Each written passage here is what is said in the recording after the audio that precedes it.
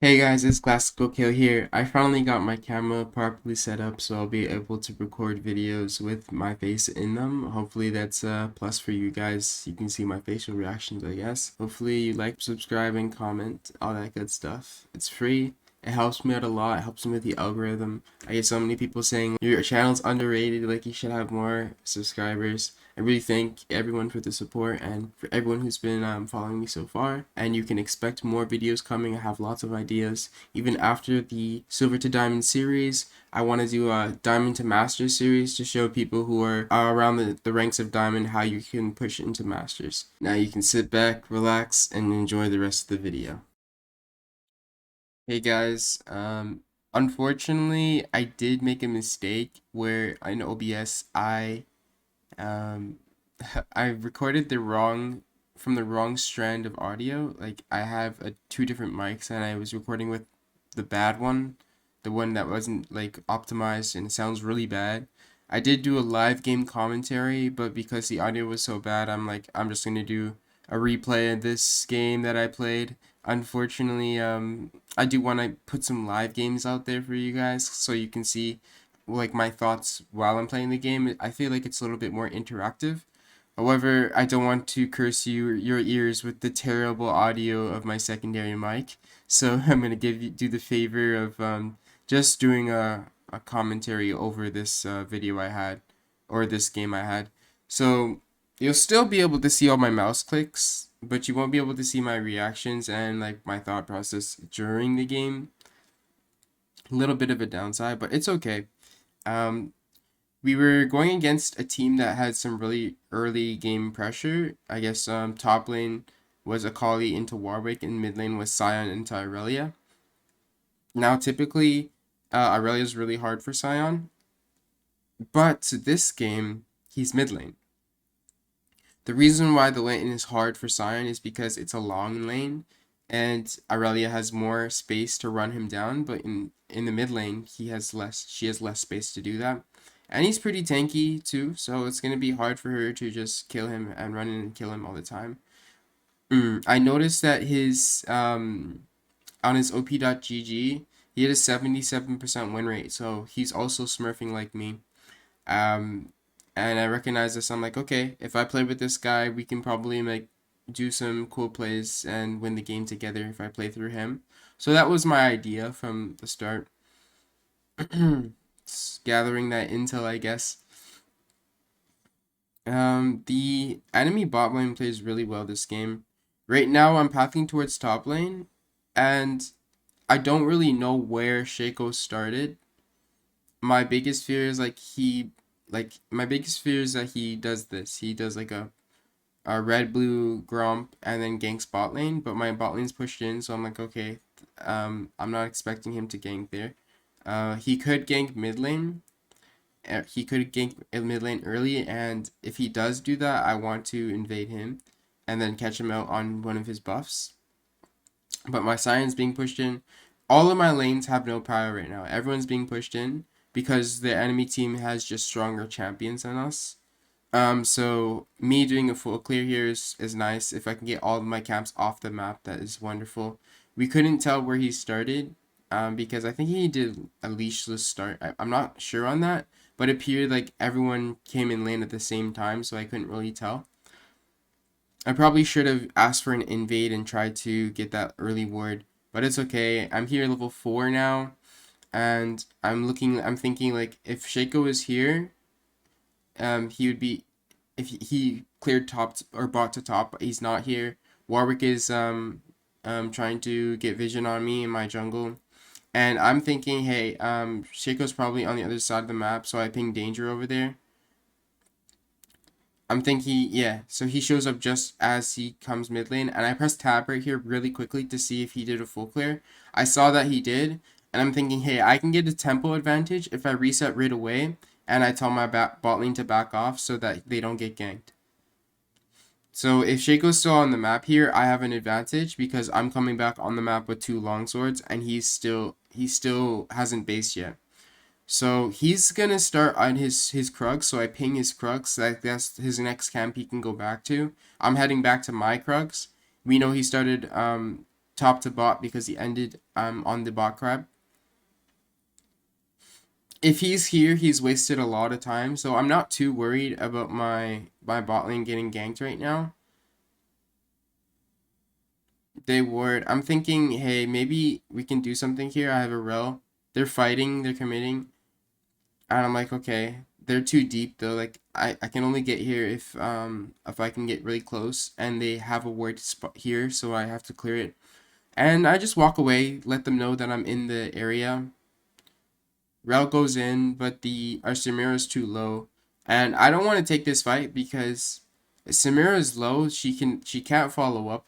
So I'm pinging them back like, hey, you just have to reset here. Take the L, you're gonna lose some minions.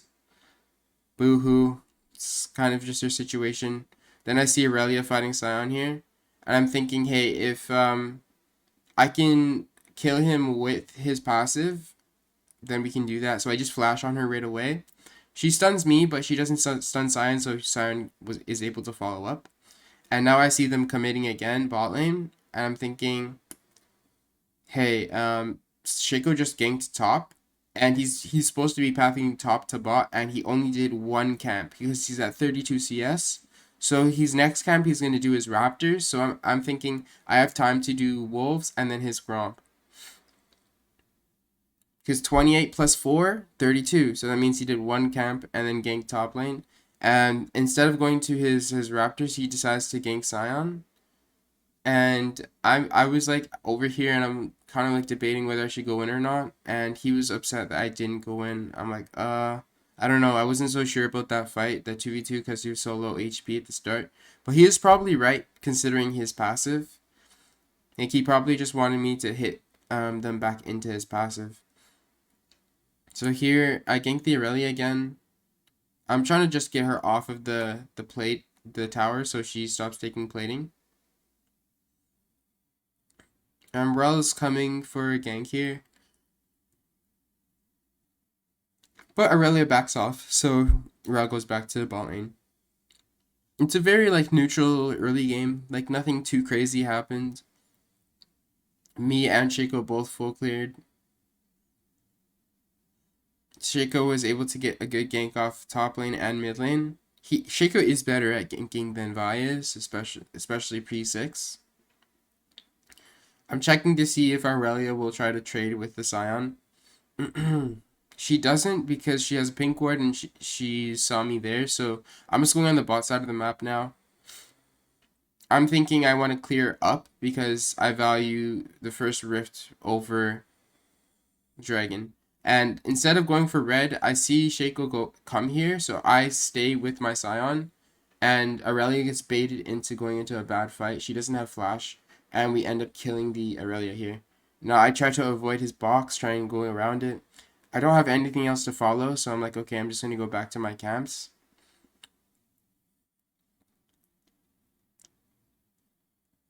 And you can kind of see a theme with where I'm pathing. Like I'm always pathing towards mid lane. Because mid lane's the only lane that's been pushing in. And it's giving me options. Like he's giving me vision, he's giving me space to actually gank his lane. Bot lane has never been gankable yet, so it's really hard to try to force something. I do have level 6 now. I was looking at this fight, I was thinking, hey, if Sion can make it to me, then we can win. And he sets up in the bush here. And unfortunately, like the Warwick is able to like cancel his CC using his Q and like run through Sion, but we get the kill, so that's good. It also helps Akali because now she can finally push into her lane into his tower and get a decent reset off. And after I finished clearing my bot side, I was looking to reset. I was thinking, hey, Sion can ult back to lane here, so I'm just going to reset rather than take it. And that's exactly what he does. He just ults to catch the wave here. It's a cannon wave, so I have a lot of gold to spend. I spend it all accordingly. Sometimes I'll even buy Longsword even if it delays my power spike of Eclipse, because just spending all your gold is just better than having gold sitting in your bank, because it's going to be gold sitting in your bank, but you're not actually benefiting from it. Like you're not actually benefiting from any stat. So just picking up a longsword can be really helpful sometimes, just to really benefit yourself. So I was gonna go for Rift here, but I saw Aurelia trading and she has no flash, so I'm like, okay, this should be a free kill. So I walk mid, again, free kill. I establish pressure in the bot lane. We see Shaco die, and I'm like, okay, this is a huge opportunity here. He died trying to gank bot lane, so now I get to take his entire bot side. So instead of going straight for Rift, I go and take his entire bot side here. Unfortunate for him, he's going to lose his top side, and he is going to lose Rift here. So instead of going for top, he paths to bot lane and gets the first dragon, and we trade dragon for Rift. But in my opinion, like, Rift is way more valuable than dragon, so I'm completely fine with the trade. I was scared to take his Krugs at first because I didn't see where he was going, and I thought he was going to start pathing straight to top side. But then we see him mid lane, so that gives me time to know, like, I'm safe to take his Krugs, and then I just peace out. I'm not safe to take Rift here Herald yet because Sion wants to reset, and Shaco is still in the area, and he's most likely going to see his camps gone and then come Rift. That's what was my thinking was. But I see him bot side, and I'm like, okay, he's bot side right now. I can just take Rift for free. Sion can just shove waves so quickly, so it works really well for me. And he ends up staying and shoving out another wave because Aurelia like left for Rome. But really, she just left to help him with the dragon. And it gives me time to come here, drop rifts, back off. Now here I can reset because I have my mythic item. But I want to try to keep as many camps off of the map as possible before I reset. Just so I'm being efficient with my time, I'm putting my camps on a timer before I go back to base. Whenever you're playing slow games like these, where you're both junglers full clear, you always want to make sure that you're very efficient with your camps and your pathing. You don't, because any misstep that you take can like cost you so much, because the enemy jungler, if they're pathing well and like following their sequencing, they're just gonna outscale you, which is pretty much what's gonna happen to the Shaco. Like, we both full cleared, but he stops full clearing trying to create pressure on places that are not 100%. He ended up dying, and then he loses the game, or he loses a lot of tempo off of it. So I think I'm going here thinking me and Akali can 2v1 this Warwick. But unfortunately, Warwick kills us because he has his barrier and he's really strong. He's two levels on me. He's 1 level on Akali, and Akali doesn't have any way to stop him from ulting me. So he made the right choice of ulting me and not Akali, because I would be able to stop him with my R or my Q. In hindsight, you should never really start a fight with Warwick with your R. The reason why I did is I thought Akali had enough damage to kill him. I thought we could just burst him down together, but I was wrong. So that was like one of my mistakes this game. Nevertheless, I still cleared my top side, so I'm a little bit efficient with my camps. So while I'm dead, it's not the worst because I still have my camps on cooldown. It's kind of like when you die, but you get the wave shoved in as a laner. So you still get the experience, so you're not losing much. That's the same type of death that is. If I could paint like an analogy there. I'm thinking maybe we can fight the bot lane together, me and Sion. But I look over, he's low HP, he has no ulti, I have no ulti. He gets a big chunk of damage onto the Xayah. And Rakan thinks I'm going to commit, so he props ulti, but he just wastes it. My team loses the fight mid lane, but they trade at least the Shaco. They go 1 for 2, so it's not the worst.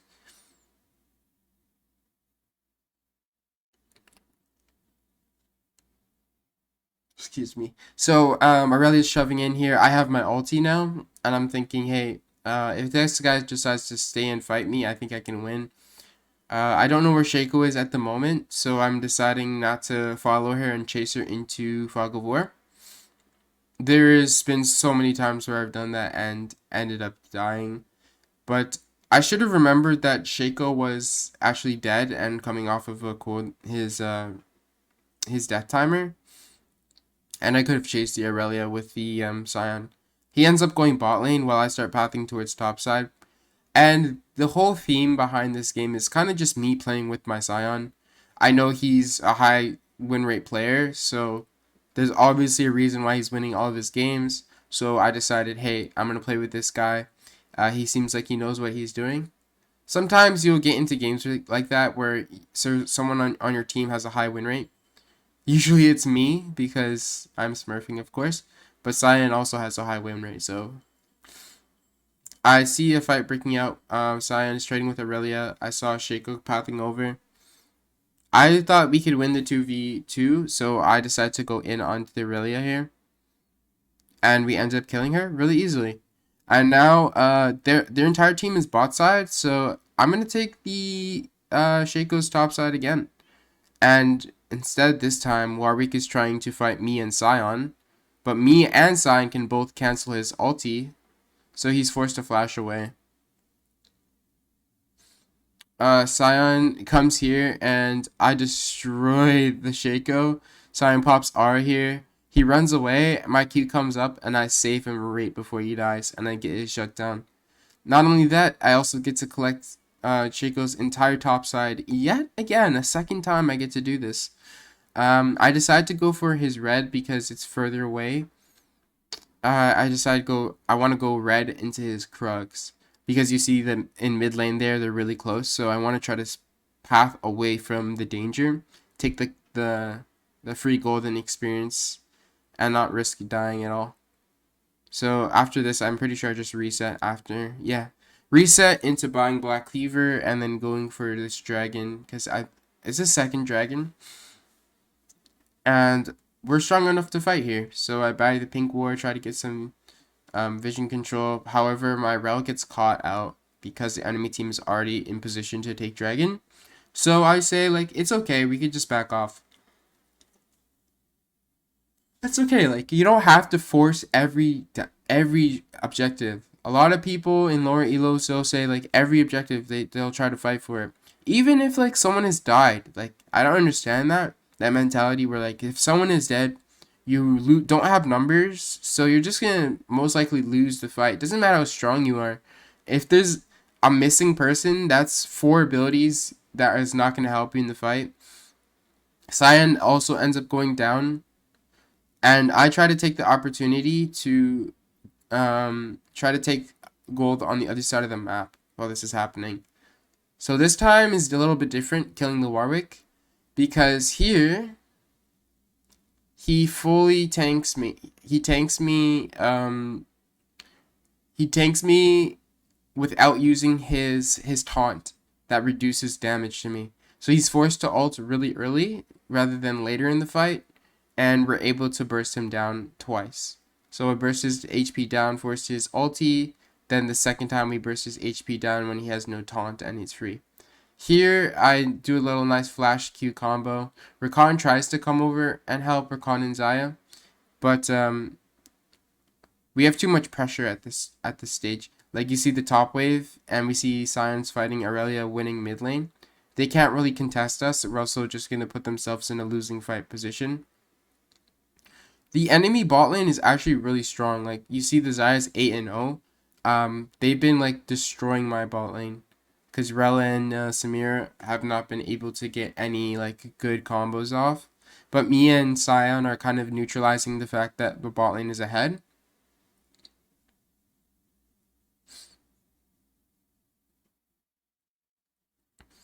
This was a little weird. We had Samira side laning here, and Akali was trying to juke out the enemy bot lane, which she does really well. Like, she manages to escape and waste a lot of their time.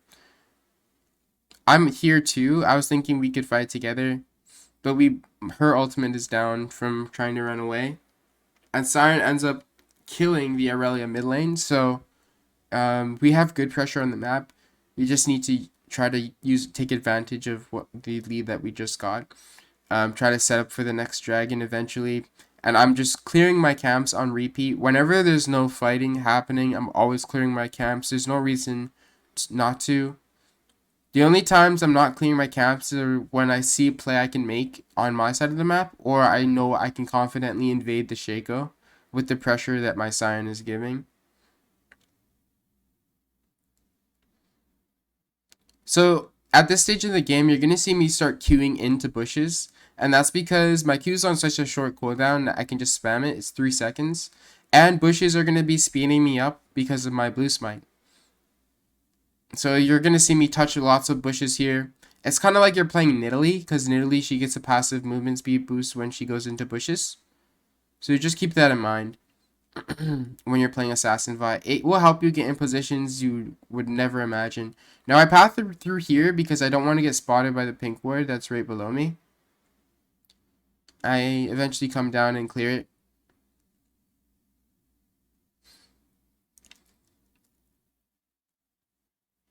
You can see me wanting to path bot lane, but I also want to stay around my Scion because I know he'll win fights. Here, I kind of regret not ulting. I think if I ulted Shaco, I could have killed him, but there's also the chance that his ults, when he ults, he cancels my R, so at the very least, I baited out his R and pushed him back. And now I can do my original plan of like wanting to rift bot here. I see Warwick here. It's me and Samira. And even though I get ulted, we're still able to collapse on him and kill him. My Eclipse is doing lots of shielding now. So it's really hard for this guy to try to just 100 to 0 me now. That's the thing with Warwick. He's really, really strong early. Like, he's one of the strongest champions in the game early on. But once he's done, like, once his early game's over, you can easily kill this guy. You can easily kill him. I end up going down, but I kill Xayah, and Rakan gets my shutdown, which is amazing. Rakan getting my shutdown is just icing on the cake. Because instead of giving 1,000 gold to the win condition on their team, I give it to the support.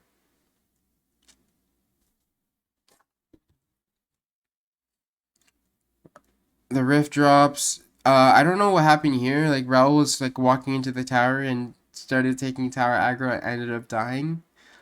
I'm like, okay, you're dead again for the next dragon fight that we need you to be at, but it's okay. Me and Sion will do our best to carry you. And to no surprise, Sion's absolutely destroying his lane. He's got lots and lots of kills, and he has a high amount of CS because he's been farming really well. He's a monster right now. He's got a ton of HP. He looks like he has like 6k HP. And he's just fighting alone. I was kind of scared because I thought he was going to collapse on and die. But he actually baits the fight for so long that I can just walk forward and kill Irelia here. And now I'm looking to ult onto the Xayah because she has no tower. One auto E, R auto E, she's dead. Actually, R auto was all I needed, and I smited her and that killed her because electrocute procced off of that.